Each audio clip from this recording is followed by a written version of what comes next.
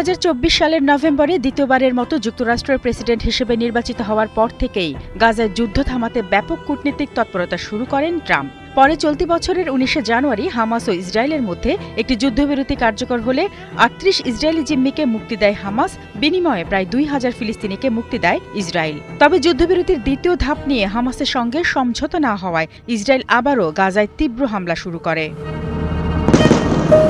এরপর আরব ও মুসলিম বিশ্বের অনেক দেশকে সাথে নিয়ে সেপ্টেম্বরের শেষের দিকে 20 দফার একটি শান্তি প্রস্তাব দেন ট্রাম্প। এবার পরিকল্পনার প্রথম ধাপে সম্মত হয় ইসরায়েল ও হামাস।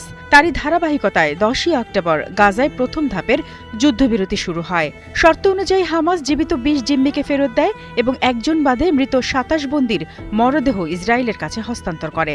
বিনিময়ে কয়েক হাজার ফিলিস্তিনিকে মুক্তি দেয় তেল আবিব। এছাড়া হলুদ রেখা নামে একটি সীমারেখা বরাবর পিছু হটে ইসরায়েলি সেনারা, তবে হামলা থামায়নি ইসরায়েল।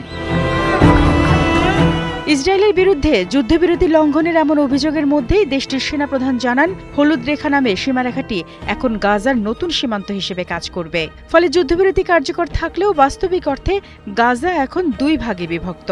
তবে যুদ্ধবিরতির এই ভঙ্গুর অবস্থার মধ্যেও চুক্তি অনুযায়ী দ্বিতীয় ধাপ শুরু করার চেষ্টা চালিয়ে যাচ্ছেন মধ্যস্থতাকারীরা।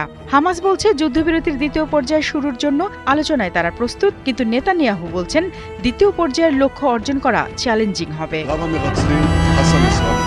যুদ্ধবিরতির দ্বিতীয় পর্যায়ের মূল বিষয় হল হামাসকে গাজার শাসন ক্ষমতা ছাড়তে হবে, একই সঙ্গে অস্ত্র সমর্পণ করতে হবে। তবে হামাস অস্ত্র সমর্পণ করতে রাজি নয়।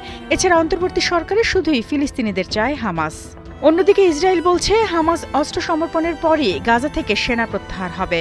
শেষ পর্যন্ত সমঝোতায় পৌঁছানো গেলে 2026 সালের শুরুর দিকে গাজায় আন্তর্জাতিক বাহিনী মোতায়েন করা হতে পারে বলে জানিয়েছে যুক্তরাষ্ট্র। শারমিন স্বপ্না, ৭১।